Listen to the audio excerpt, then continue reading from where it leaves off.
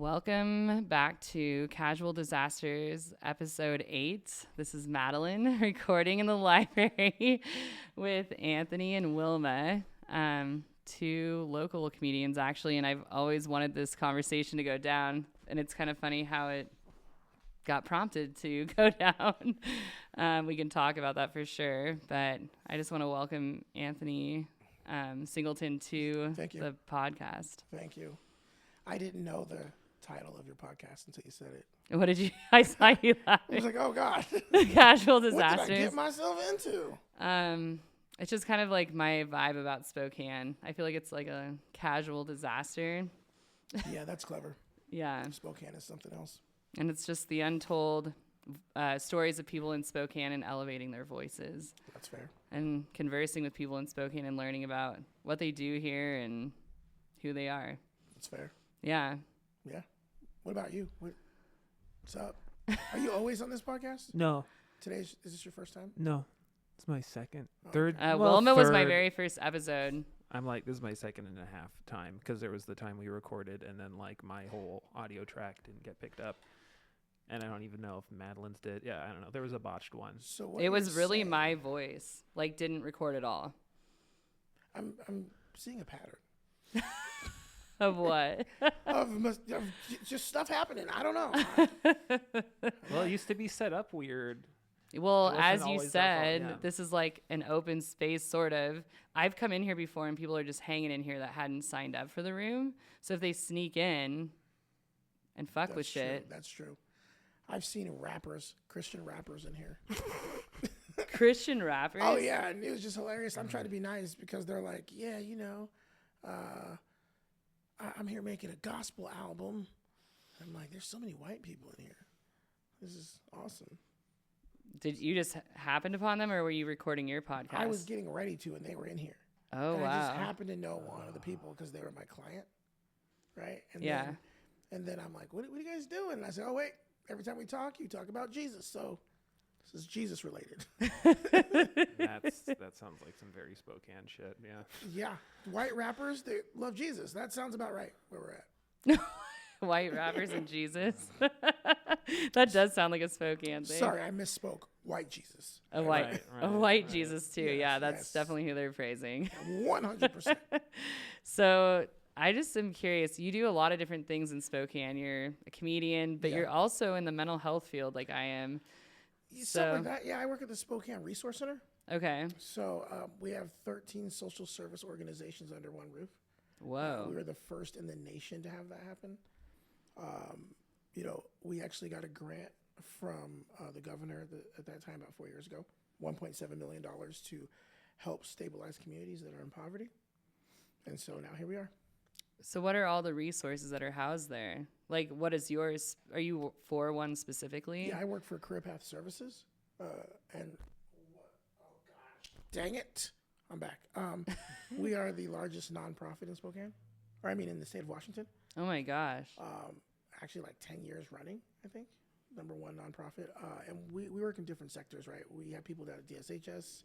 We have people down at WorkSource. We have people upstairs at the Resource Center, which we share the building with WorkSource. So, but I think instead of our programs, I think the population is the interesting part. Oh, is it? Right, because you can have anyone from an Air Force mom, like single mother, to someone directly living on the streets coming in. And so you might give them a meal or something, to make sure they're not starving during their meeting. There could be housing resources that people are looking for. It could be free cell phones. It could be clothes, professional clothing closet, that kind of stuff. We teach Why Race Matters out of there as well, which I'm one of the instructors for that. Yeah, I was going to say, you do that too. Yeah, I'm one of the instructors there doing that. And so I'm responsible for outreach. So, yeah, all kinds of stuff. Wow. And then on the side, which isn't really the side, the comedian piece. Yeah, I think the comedian piece is easy. I think the booking side is hard, right? Because as a comedian, obviously you have to dedicate yourself to open mics and all that stuff and shows, but creating opportunity is really what I wanted to do in this community. I think when I started, I tease on a Tuesday, man. Like I would tease on a Tuesday. And I saw a lot of things that I didn't quite understand. I'm like, okay, well, there's some people that are really good, but they're not doing shows. That's weird to me, right? Like, why not? That was the first thing.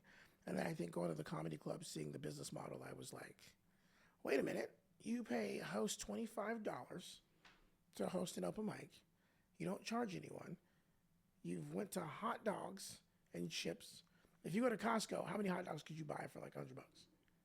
Oh my gosh. So how many is a package? Like 10? I don't even know because I don't eat hot dogs like that. You know what I mean? Yeah, I don't know. I'm I not a even know. regular connoisseur of the hot dog. I'm not. You know, I know Oscar Mayer. That's it. Okay. You're not familiar with the Costco German? No, I only know the first name. You know. Yeah. And so if you look at that model and what they charge for drinks, because drinks at gamers are significantly cheaper, you'll see comics get up and go get a drink next door because the club drinks are more expensive. So if you look at the business model, you're like, man, you're making money regardless. Yeah. Regardless of what you do. And in most cases, you're going to put on the people that you like.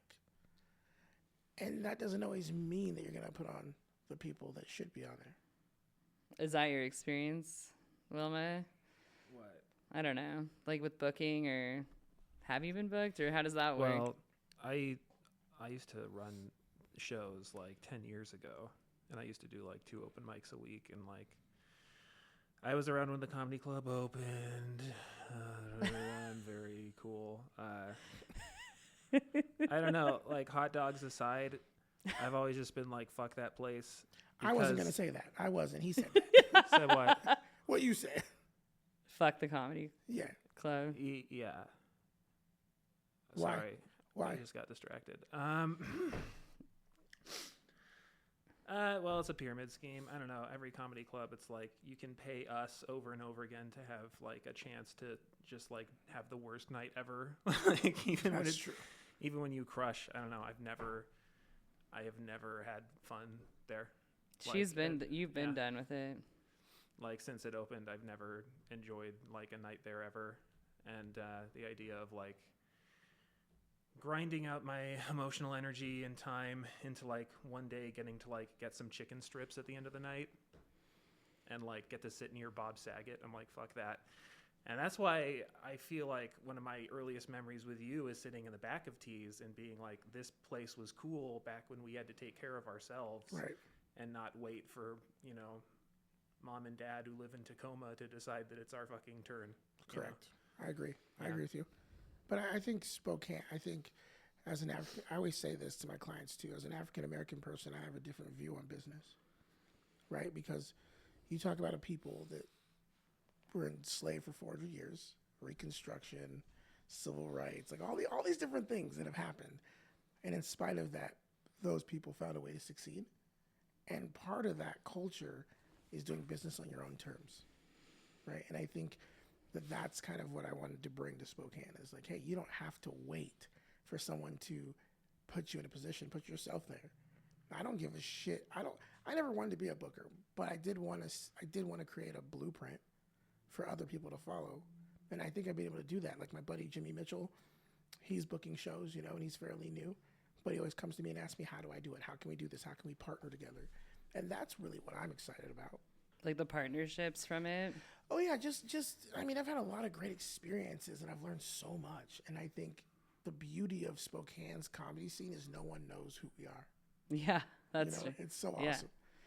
I mean, that's honestly like when I started attending, like with Wilma, she kind of brought me into it. I would go on Tuesdays to Tees, and I was like, what is this whole scene in Spokane that I had no clue existed here? Like, I'm from here. I moved away, came back, but like, I don't know. It was just, it's so underground, almost like hidden from the public eye or something. To me, it was. I don't know.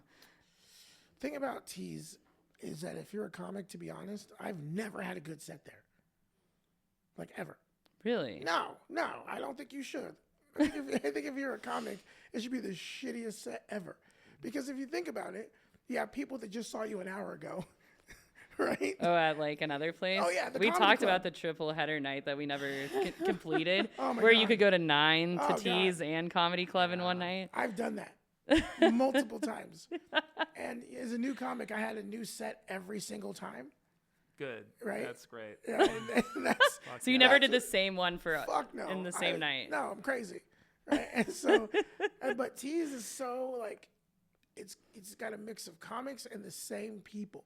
Yeah. Every week. So if you're going in there with the same bit, you're not gonna crush. Fuck out of here, right? But the thing about tease that's beautiful is that every once in a while there's a magic, right? Mm-hmm. Where you can't recreate it. You can't. If you didn't film it, if you weren't there, you just fucking missed it, right? And it's wild. There'll be like some drunk comic that comes in and just goes, right? That's good. Sometimes it's funny as shit. But then I've also noticed another pattern that I'm not really fond of. I do say a lot of crazy stuff, but I think offending people continuously is a problem. Right? I'm not cool with that. Mm-hmm. I don't. Like I'm not a fan. a golf class. Well, I'm just not if you know that someone says, "Hey, I don't want to hear an abortion joke," and you go up there and you tell an abortion joke, it's fucked up. Yeah. Because you did it to antagonize someone. Yes. Not because you couldn't have done something else, not because you couldn't be better, but because you're a dick. Yeah. And that I don't appreciate. Yeah, Well, that it's so weird, yeah. like art form. I feel like because, if you have the intention of making people laugh, it will be harder to do that. Right. And if you don't have that intention, you can still pass for someone who does somehow, and that's like a lot of people just like fucking snake through that weird intersection continuously, and we're like, wow, they're dangerous. No, they're just like working on it. You know what I mean? They're just working it out. And then they're dangerous, like, it's, I don't know how that happened, but, yeah, there's a lot of wiggle room in stand-up comedy as it's constructed right now. I know. I think that in America, I'm just going to be transparent. I think white dudes have always been able to do this thing where they're like, I didn't know I couldn't say that, right? Yeah, oh yeah. Or I didn't know that it would. I'm sorry that you feel that way. I'm like, dude, you are being a condescending piece of shit. You're saying that person's feelings don't matter and you didn't do it. Own that shit. It'd be totally different. I would love that. Right? Okay. Right? Well, not that every comedian does that, but when those circumstances arise and you really, like the night that guy did blackface. That was great. And then, or the confrontation I got into with the comedian multiple times. Let's get the fuck out of here. You mean Theo? You know what you're talking about? You're talking about fucking Theo. Let's talk about it. Let's talk about it. All week I've been like, or do we name drop the guy? I never Absolutely. do name drop people. I do. I said it. Anthony Singleton said someone's fucking name, and I'll tell you why I name drop. I'll tell you why. Okay, I'm not going to name drop the other person, and I have on stage multiple times in front of him. Okay, I have no problem with that. I'm not going to name drop the other one. I'm not going to. Yeah. But the reason I name drop this one is because I think it's important for people to use him as an example of what not to do. Here's what I know. Theo could be funny. He could be funny if he cared about other people's feelings, right? When you tell someone, hey, your joke really didn't hit, right? Maybe you should do something different. That's usually a sign of, hey, we should write better, right? He could get better, but he chooses to use comedy as a vehicle to try to prey on people. That's the bottom line. You can't tell me different, because when I tell you, hey, you shouldn't do that off stage, but you continue to do it and say it's my process, what is that? That's what I wonder too when you're talking about the art form of comedy, like the line where like, and as that person I assume is a white male, I don't know how 100%. He identifies. 100%. You don't know the way I think I definitely know how he identifies. You're so nice. You're so nice. So generous. He definitely gives me white male vibes. Me too, motherfucker. Shit. And his behavior even more confirms to me exactly who he thinks he is. But I actually talked about this with a therapist on the podcast. Came on, and it was the day after that incident occurred. Shit. And I was talking about my issues with stand-up comedy. The reason I started this podcast, and I told you that night, is I was too afraid to get in that setting. And then it got reconfirmed when this man, like, I felt attacked by him, like, verbally before this incident. This incident, I stepped to him. You did. You were fucking aggressive. I never seen you act that way. Yeah, Which and is I a red can. flag. Which is a red flag, though, right? And I think, okay, let's just be honest for a second. You're not the first or the last person that he's had a run-in with, No. right? Women clapped for me. Right. Do you know this? In the Yes. back of the No, room? I know them. He yeah. made them mad, too. And I called Wilma I called her from the bathroom Yeah. to tell her that I just went off on this If you have comedian. 3 women that don't like you and have been offended by in you the room. at the Ironically, in a same small time- ass setting. It wasn't like we had like 50 million people in this room. It was Right. like 8. And Right. there was like 3 or 4 non-comedians or 5. I don't know. Right. So that is a red flag. And well, I think as a comedian too, we have to hold each other accountable for what we say. If we validate someone's ridiculousness, they'll continue to do it.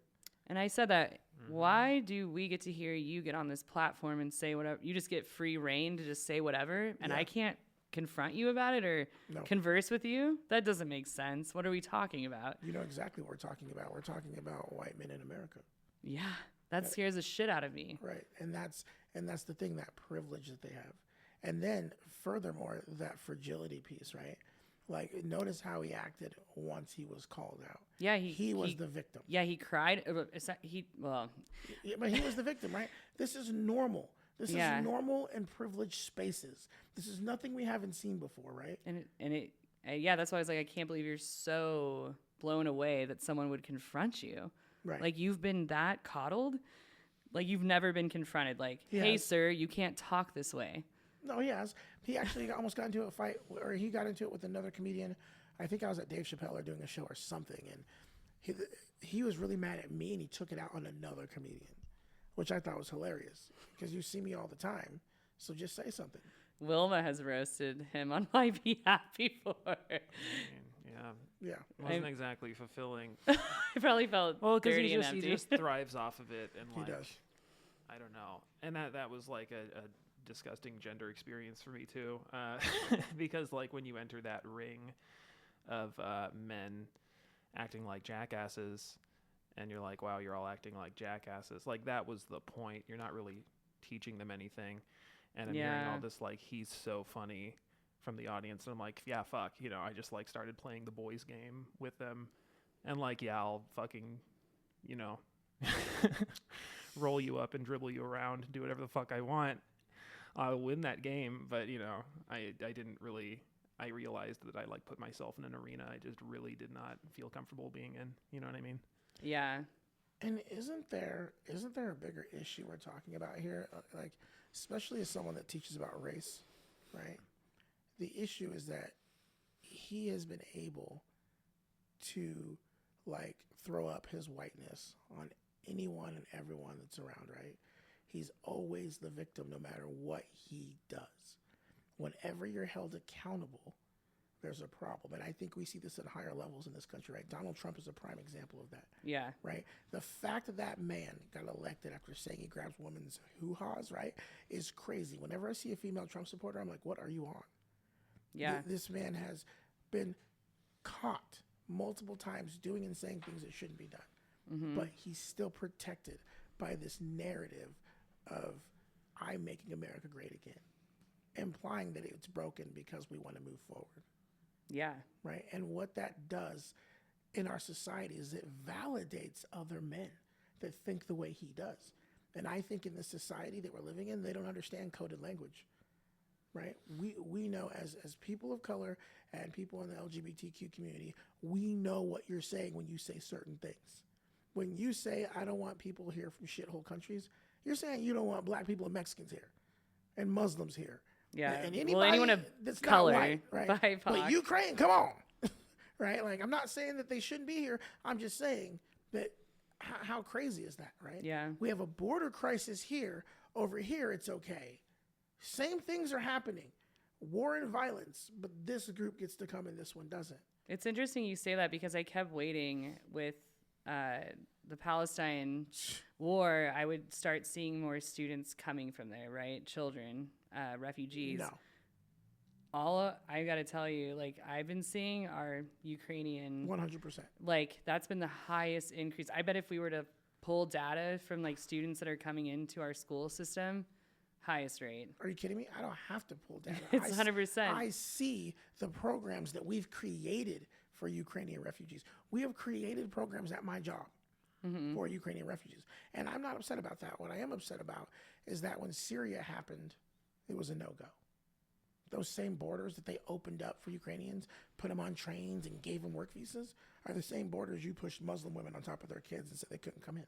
Yep. So I think that it speaks to what's going on in this country and why leadership is so important. Yeah, I think why you saw such a visceral response from me, one, being a female, right? Just in that setting. Then also being like, this person has targeted me a couple times now, where we've like gone back and forth, and I'm totally welcome to disagreeing and arguing with a man. But this for me was more about the fragility piece, and then also thinking that you don't get to be called out on your behavior because like you're just so like fragile, coddled, elevated as I don't know, like you just get to say and do whatever the fuck you want with She crushed him. She crushed this kid. I wish it was there. so bad. Yeah. I was sitting there on my phone like, oh my God. Because he said, I'm autistic. No, I think you are misdiagnosed. Well, because autistic people are like, did I hurt your feelings? You're mad. You're mad at me. Right. There was no remorse. Like, he said, literally, he said to you, care. I don't actually care how she feels. 3 times. I don't care how she feels. Right. And then he also doubled down, and I said, well, it's not unheard of for someone with autism. Like any diagnosis we could look at, like could cause a crime. It's not, you're not like some untouchable person to cause harm because you have this diagnosis. I was like, dude, I have ADHD. Yeah, I'm neurodivergent. We could talk about some of the impulse shit that could land me in jail or get me caught up. Like, you can't just say you're just immune from like accountability because you have a diagnosis. Are you Like, kidding me? I'm black in America. I wish I could say that. Oh, this weed in my car? I'm autistic. I have ADHD. I didn't know I couldn't smoke blunts and drive. Yeah, do you get to say that? Fuck no. Nobody cares. Yeah. And then I went off on the white male shooter vibe because She made him cry on that one. Yeah. That's when he started crying. Because I said, what are you talking about? Like, you're acting as if white males on the spectrum haven't done stuff in this country or with psychosis or diagnoses. Like, what are we talking about right now? Like, you're just like an angel. I don't know. It was like he was putting himself on this pedestal, like, oh, I have this diagnosis, so how dare you, like, question me? Like, I couldn't do something wrong, and if I do something wrong, you can't hold me accountable. Well, let's be real. He's a graduate of law school. Oh, he is. Yeah. Objection, Your Honor. I have You know what I'm saying? autism. Yeah. Like, how ironic is it that you understand law, but all of a sudden you can't be held accountable? This sounds like the police. That's an understanding of law. Yeah. This sounds like every white male who's like, Ever. And that's the thing people miss is I'm like, no, this dude's smart. He knows what he's doing, and that's what makes it disturbing. Mm-hmm. And I told him that's the difference, is Right. what I'm talking about. And that's what I've told him multiple times. I said, you're unbookable. I can't book you, man. Why? Well, because of the way you treat people off the stage. I don't care about, I do care what you do on stage, but the way you treat people off the stage and make people feel uncomfortable, it's not going to happen. And what I told you that I was open to is I'm never of the belief of like never forgiving a person or like that they can heal and not work through. That's just not my belief in humans, but he's got to come to. And I was also like, I don't need to hold your hand through your educational experience, but I am going to call your ass out. But I told him actually in front of Wilma, I was like, I want you to seek therapy and really dive into like what is going on here with you. Like, and I can't be that person. Just like what they do to black people. You need to educate me about racism and like oppression and this experience. It's like, no, you need to go do this soul searching. Go to Google, dickhead. What the fuck are you talking about? If you really wanted to know, you would have Googled it, right? Why are you asking me? Right? Yeah. But again, I think it's about us holding him accountable, and I think that he still has, well, it's getting to the point where he doesn't have the friend group anymore because he's doing things that people are like, dude, I can't be associated with you, right? I mean, it's like you're about to be canceled, and I want to cancel you myself. You have to be able to get started to be canceled. That's true. I don't think he's going to make it to a show anywhere because he's not funny enough on top of his behavior. Is every comedian's goal though to make like a big show? What do you mean? To be an asshole? I mean, maybe his goal is just to be at these like open mics. I don't know. No, his goal is to be a legit comedian. I mean, this is like one of the nasty things hiding in like what a comedian is, and like why it's that thing of like it's that thing that gets a pass when it shouldn't, like it's the job to just like be so unlikable and like be so like dug in to like your ignorance. And like there's just some sort of balance of opposites about you existing and everyone listening to you. It's just good that you're there or something, which is like, it's white supremacy at the bottom of it. I don't know, like someone should get to like professionally be that like careless, like as a job. It's my job to just like make people uncomfortable. Yeah, didn't you all learn something? Like from me doing that. I don't know. Yeah. I'm maybe, a little sleep deprived and not like bringing this down to a concise point very well, but there are lots of really funny people who are like legends now who like had that they just spoke their mind quality, and who sort of like gave off a certain kind of recklessness in like their attitude towards like prevailing norms of how to conduct yourself, but like that by itself is not the thing. Like, oh, okay, you don't give a shit what anybody thinks and no one can stop you from talking. That's not like a shortcut to being George Carlin or something like that. Took George Carlin like 102 years to be that guy. However fucking old he was when he did that. But I think there's guys like Andrew Dice Clay, right? That came out and just said the filthiest thing and people loved it. People didn't know he was a character. Right. It's that same line, like, you could just be a jackass and people would think you're allowed to be on stage, or you're like doing comedy and you're doing comedy at a comedy show. Like, I do crazy shit. I say crazy shit. Like in my everyday life with my girl, everything, I'm always saying shit that I don't believe.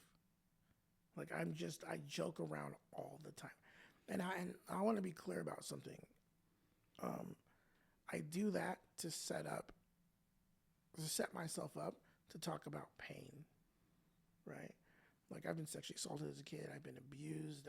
Like all these things have happened. And it's like, how can I push this conversation further if I'm not transparent about it, right? One of the things on our podcast we had happen is we brought a rapper on, and I was ready to give it to him because white rappers are my favorite things to make fun of.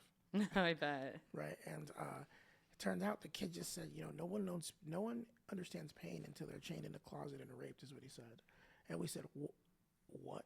And so long story short, it turned out this kid was human trafficked.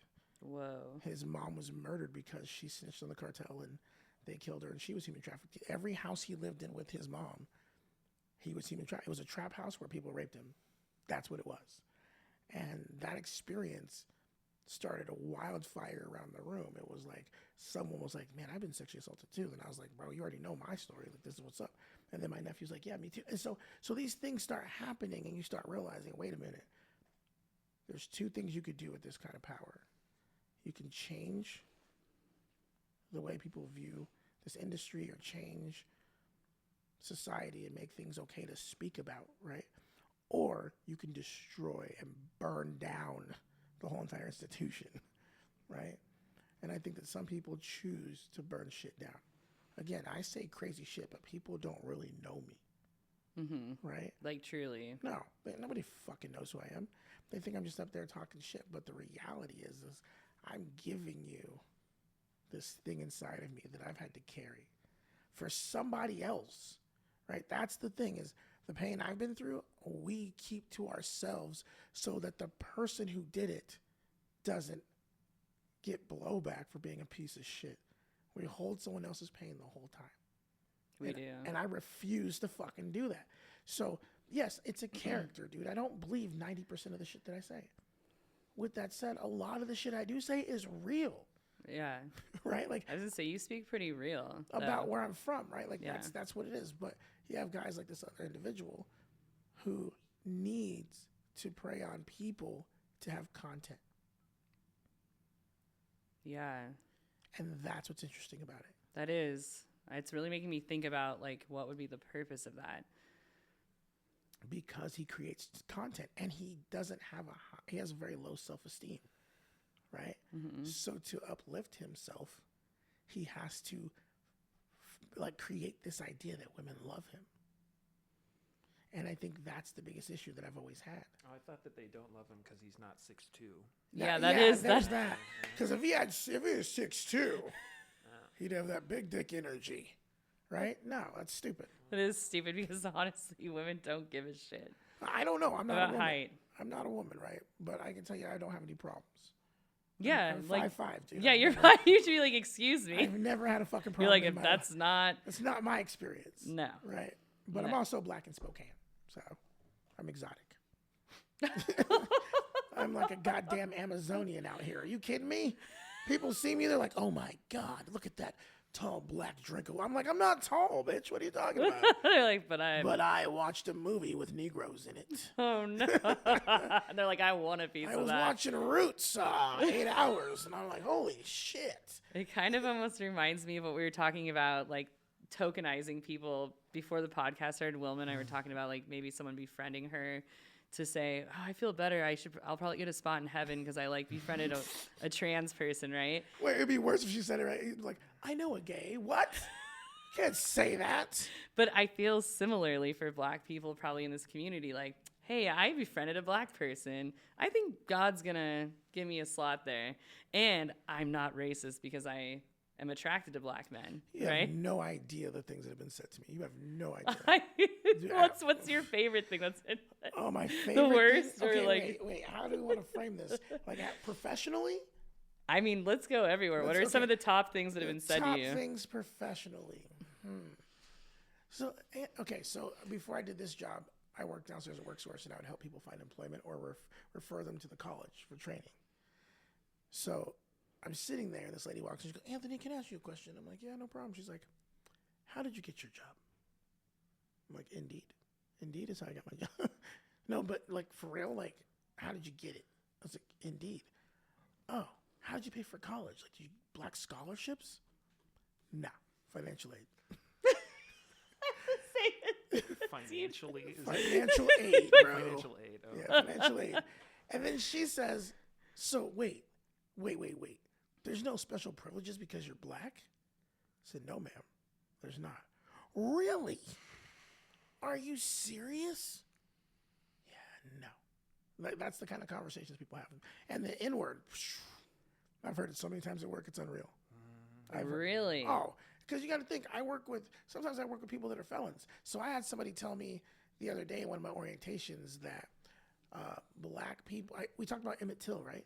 And then he's like, well, in that context, it's okay that Emmett Till was killed. Excuse me? He's 14 years old. Yeah, but in that time, it's just the way things were. I said, so you mean to tell me that if I hung a white person at 14 years old, that at any point in time, it'd be okay? No, it wouldn't. No. Right, and he's telling me Absolutely he did 38 years in prison for murdering his best friend for sleeping with his wife. Plus, he's a Vietnam vet. Mm-hmm. And as we're walking out, this black lady walks up to me. She goes, Anthony, what? How did you handle that? Handle what? He was so racist. Aren't you mad? No. Why? Well, you don't fight hate with hate. We've tried it. Doesn't work. Never works. Right. Mm-hmm. And the best part of that story is I put him in CDL classes so he can get a job. I paid for it, $5,000. Plus he's going to get a stipend, $1,000 a month. Whoa. Black guy did that.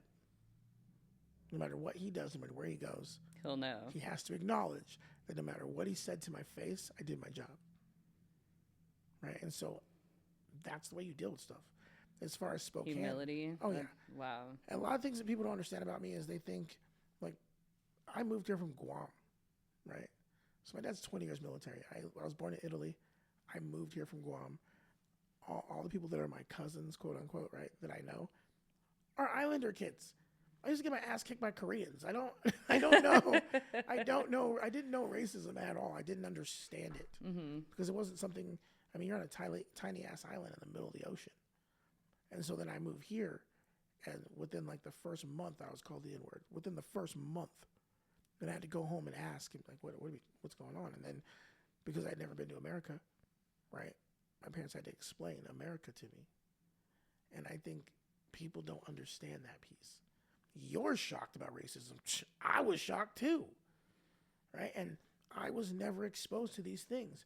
And over time, you get hardened, right? Because in every aspect of my life, race has been an issue.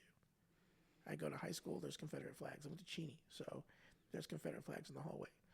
And then me and my friends, we can't hang out in more than groups of 3 because we're a gang if we do. But they're in a huge group and they have Confederate flags and guns in their fucking truck. They have gun racks in their fucking car because this is before Columbine, right? So it's like, that's the reality that you deal with. Somebody calls you an N-bomb, you turn the other cheek. But they never have to turn the other cheek. Violence is always okay on their terms. And that's what you have to learn, right? Is that when they commit violence, there may not be a consequence. If you even talk about violence, you may not be in this school. And that's because they want to see you incarcerated. Yeah. Right? Like, not every person is bad, but the institution itself does want to see you fail. I think those are the hardest conversations I have to have with students on the real. And I know that's like not politically correct, right? Working for the man. I don't know what that means. I don't know. You know what I'm saying, though. Political correctness is a response to being held accountable. Yeah. So I'll say I had a conversation with a student recently. I just said, they don't want you to succeed. Nope. They would do anything probably to you, the pipeline to prison. Like, this is just a straight funnel for you. So yeah, they're going to find any reason to, shut it down, put you in places. Did you tell them why? Yeah.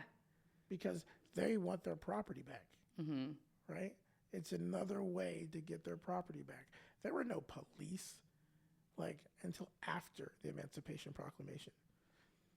If you really pay attention, you had the Hatfields and McCoys. They've been killing each other forever, right? There is no cops until black people are free. And then what young people don't understand is that you don't even get to, and you get this and you get this, right? We don't even get to identify as what we are. Somebody else identifies us. And that's what's interesting, right? I'll say I'm African American. They'll say, no, you can't be African American because you've never been to Africa. I'll say, you've never been to Ireland, but you celebrate St. Patrick's Day. You're Irish American. You're Italian American, right? Yep. But I have to be black. Well, I don't identify as that. I'm not a shade. I'm not a color, right? I'm a human being that gets to identify that his people were brought here on boats, tortured, raped, and they still made it. They raised kids that weren't theirs in some cases. Their kids got sold, right? This is the reality of this country. And I think that kids need to understand history. Yeah. Mm-hmm. And it's not just mine. No. It's LGBTQ history, right? It's women's history. It's Native American history. White history, cool. But the problem is we know enough white history now. And the reality is most of the history you're telling us isn't true. And we know that. Right? We have facts to back it up. I think that all of us should be represented in this country. I just don't think we are. Right? Yeah. We shouldn't have to have separate things. There should not.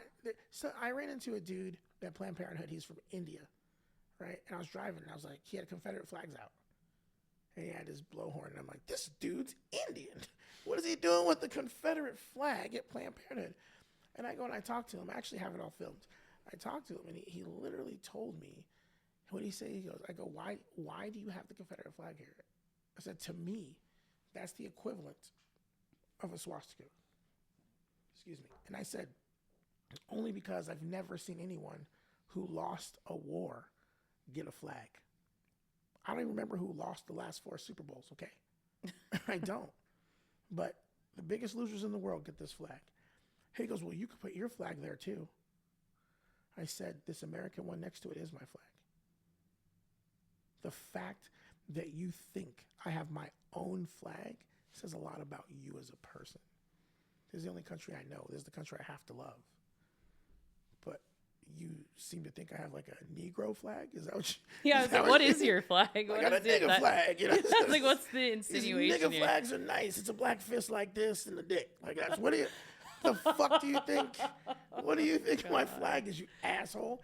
By the way, and he had the nerve to ask me, do you eat curry? Bitch, no, you do. Your family's from India. What the fuck are you talking? And this is where we're at in America.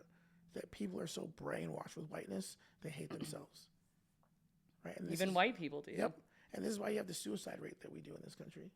Because we have taught people to hate themselves. Yes, yeah, for sure. And that's why there's so much black on black crime, right? Because we hate ourselves, so we kill ourselves all across America, right? That's why trans people are the number one people most likely to be killed in the LGBTQ community, because men that are attracted to them hate that about themselves. So they go after the thing that they hate about themselves. And so it's so interesting that we don't have larger conversations, because we could save people. Yeah. We just choose not to. I think that's huge. Actually, the last guest I had on, we were talking about, he documents the streets of Spokane. He's been doing it for like 7 years, street photography here. So he's been like really immersed in like the unhoused community. And he was talking about just even the hierarchy within that, like this power of oppression, right? Yep. We were talking about it last week, so that just like resonated again with me. It's honestly been brought up every episode. Yep. In our power structures, what you're talking about, hating ourselves, and then also trying to get power, and how we do that is oppressing each other. But what's power, right? I think and that's the problem. I think that people don't even know what power means, and you know this. Like, there's positive power, right? Positive power is a negative or positive. It's the power of influence, right? And that's why this gentleman who's a comedian, that's why it's a problem. Because what if you did have the power to influence people, right? I mean, Donald Trump, look how many people he's influencing on a daily. That piece of shit, I don't understand. I don't understand where we're at. And the sad part is we might end up with him as president again. Yeah, and that's like the scariest reality to me. I didn't even know you could do that. Did you? Can you do that? Like, how can you be impeached and then convicted and run for president? Yeah, what was that recent thing he said? Even if he shot someone in like the streets, like he knows that he could be president again. That's from like when did he say that? That was like before Biden times even. Yeah. This motherfucker has a shoe. Oh yeah, remember oh my God, I listened to Fox News unpack like the shoe thing, like how black people love shoes. And Who had a shoe? Donald Trump has a shoe. You came out with the shoe? Yes. Oh, yes. Good, okay. And it was going to really help the black voters because black people love shoes. We love them. And I got to a sneaker? Is that what we're talking Yes, about? a literal tennis shoe. You're going to have to see it too. No, I have a picture of it. Me too. I have it in my phone. There it is right there. There it is. Will you describe the shoe? What are you seeing with the shoe? Yeah, what do you see? All right, America, for $200, you can get kind of like a chunky Vans high top, American flags above the ankle. Well, I mean, it's like a motif. It's not really an American flag. That's what the flag's going to look like after he's elected. Yeah. 'Cause that's the country he'll be president of. You have like probably a 3 to 5 pound gold tee Shut the fuck hanging up. on the side of it. You're going to you're going to get really ripped pinky toes wearing these around, just holding Ripped up the weight. pinky toes. Jesus Christ. Absolutely. It's going to change your gait having this letter T on your...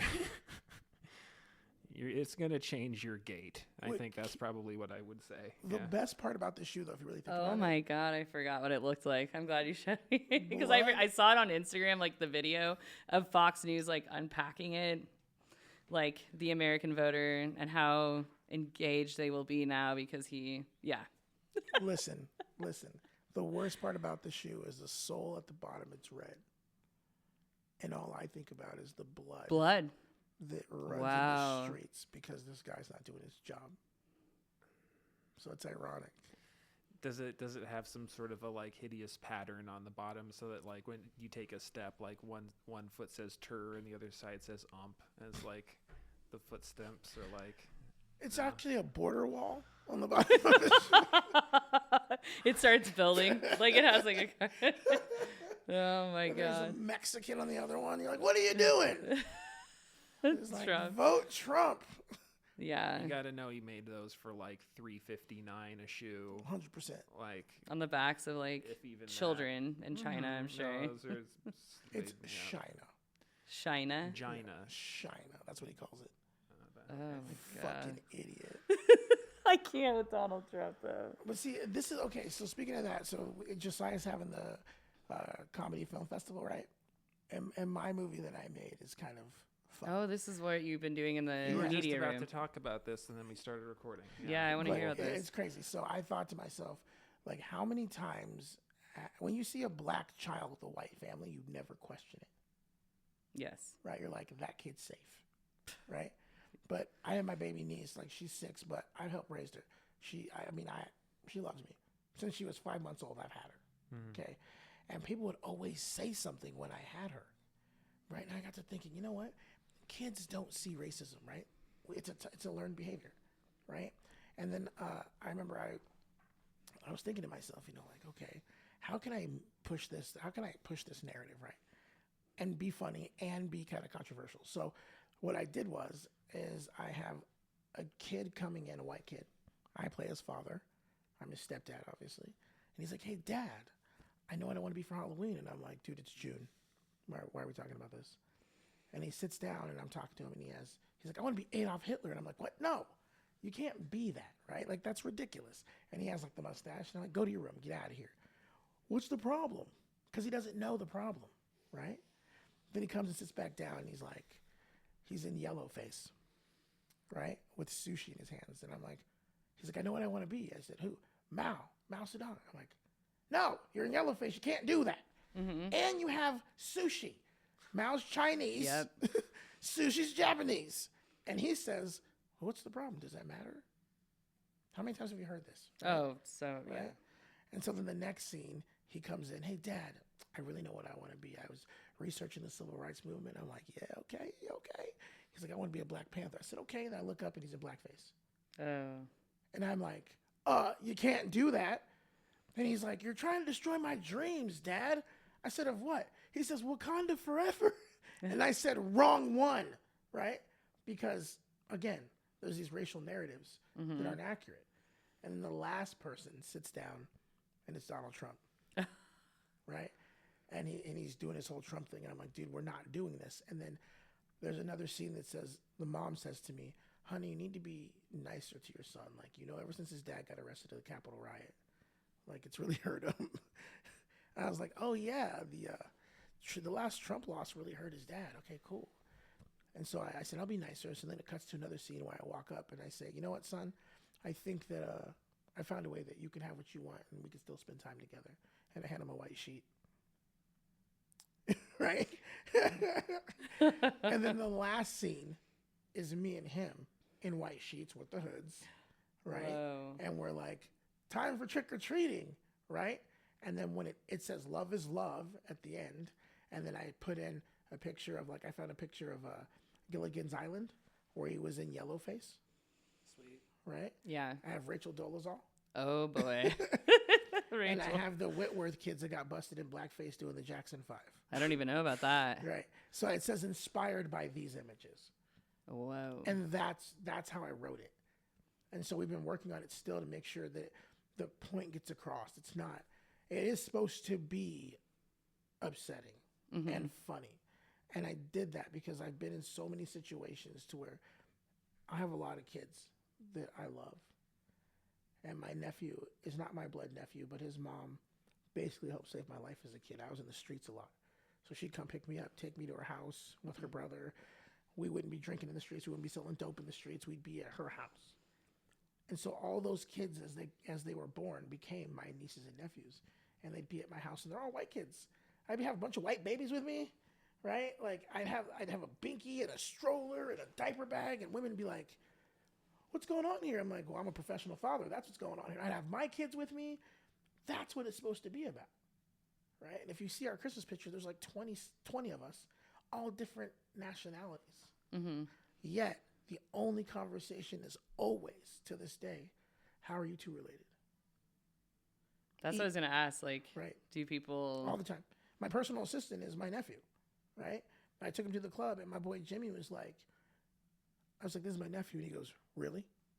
Really? Like, I said, are you insinuating he can't be my nephew because he's white? I said, let me tell you something, bro. We'll beat your ass in here. like, you will get your ass whooped in this club right now. Yeah. And he was like, oh. I said, this is my nephew. He's lived with me on multiple occasions. We work out every single day together. His daughter calls me uncle. I raised her. I raised him. So you can't tell me this isn't my family.